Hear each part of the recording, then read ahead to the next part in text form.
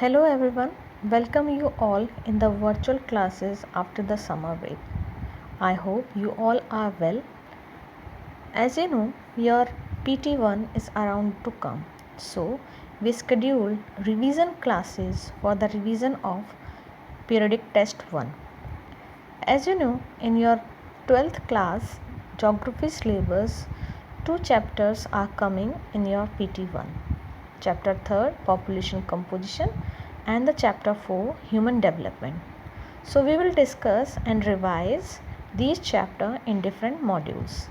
The population composition chapter, we will complete this chapter in two modules, or we can say that in two parts, revise this chapter. This is the first part of this chapter. So let's start the revision of this chapter. As you know, people of any country are diverse in many respects. Each person is unique in her or her way. So we can differentiate them on the basis of their age, sex, their place of residence, or in different form. So first we'll discuss about the sex composition of any country. The ratio between the number of women and men in the population is called the sex ratio. Means the number of men and women, the ratio between the number of men and women is called the sex ratio. How can we calculate the sex ratio? Male population divided by female population and multiply by 1000. In different countries, we calculate the sex ratio by this formula. But in India, we calculate the sex ratio means female population divided by the male population and then multiply the 1000. In this way, we can say that the number of female as per 1000 males.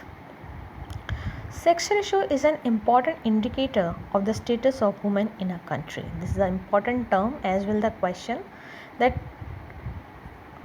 by the sex ratio we can get to know the status of the woman in any country.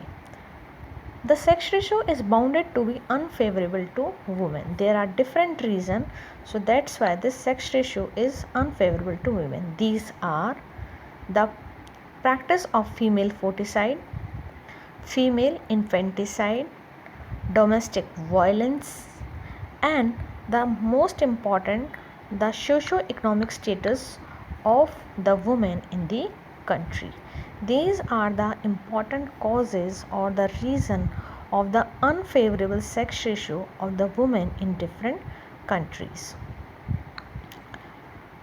If we see on an average in the world population, that on an average in the world population the sex ratio is 102 males per 100 females. So 102 male per 100 females. It's about to unfavorable to women. This is the average sex ratio of the world.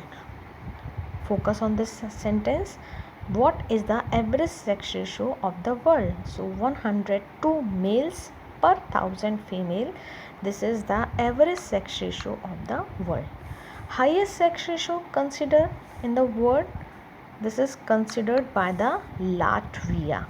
Latvia have the highest sex ratio, means we can say the sex ratio of Latvia is favorable to the women.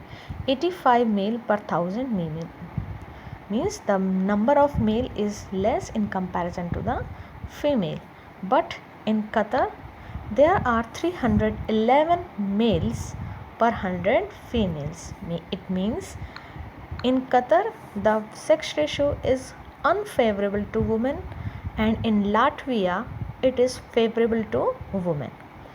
Then the world pattern of sex ratio does not exist variation in the developed region in the world. Means we can say in all developed region of the world there is a favorable sex ratio towards the woman, but in Asian countries this is a low sex ratio. Another important line for the focus, that Asia has a low sex ratio.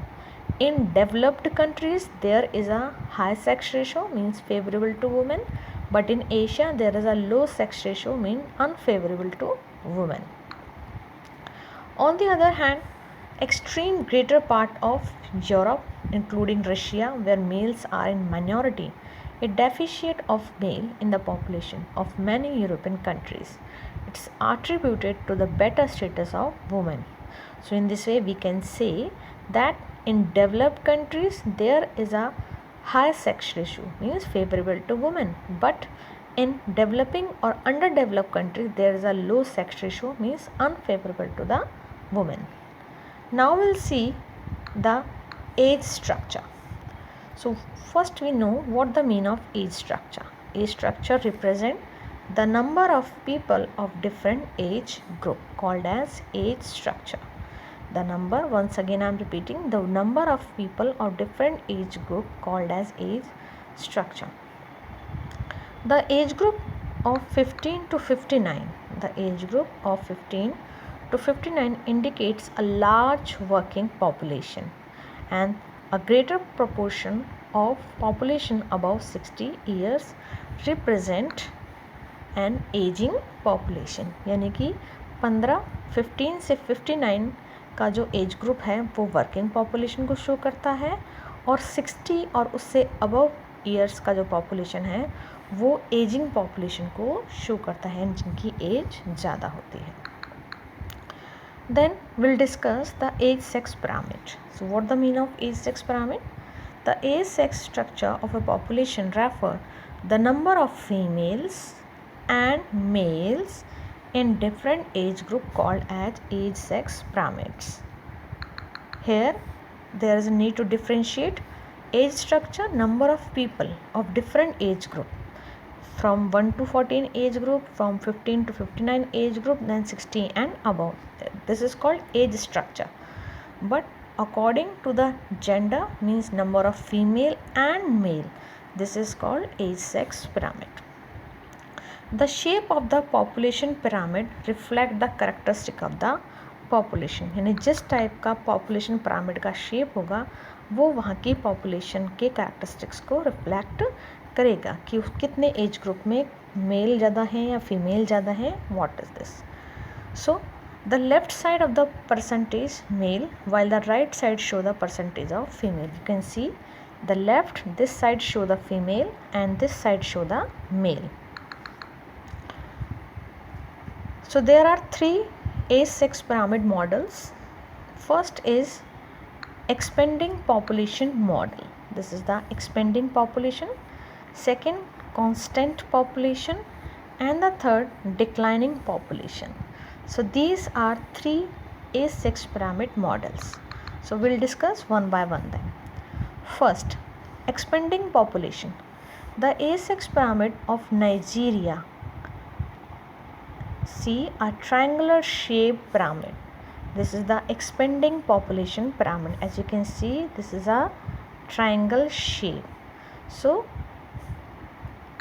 this kind of pyramid you can find in Nigeria with a wide base. This is a wide base and it's typical of less developed countries. So Nigeria is African countries, so the less developed countries or undeveloped countries show the expanding population pyramid. These have larger population in lower age. As you can see, in the lower age from 0 to 4 there is a number of population. So this is due to the high birth. So the characteristics that high birth. If you contrast the pyramid for Bangladesh and Mexico, it would be like the same. So these are the underdeveloped countries showing the expanding population and in the shape of triangle.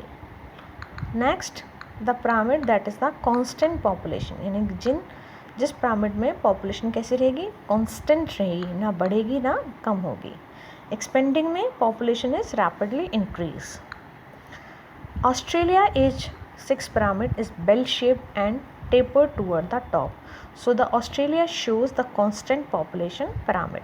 Nigeria, Bangladesh ये countries, Mexican countries expanding population pyramid show करते हैं, जबकि Australian countries constant population pyramid show करते हैं.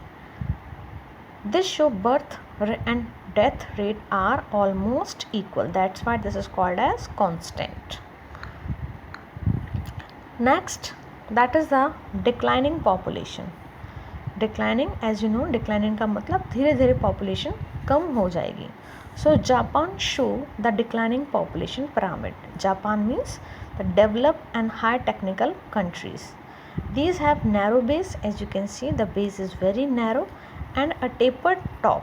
So this is a tapered top showing the low birth and death rate. So due to the low birth and death there is a declining population. जब birth भी बहुत low होंगे और death भी, तो population increase नहीं होगी बल्कि धीरे धीरे decrease हो जाएगी. So the population growth in developed countries, important term, in developed countries they show the declining population, and developed countries usually zero or negative. So the population or the population pyramid usually zero or negative in the developed countries. Rest of chapter we will discuss in module 2 or part 2. Thank you.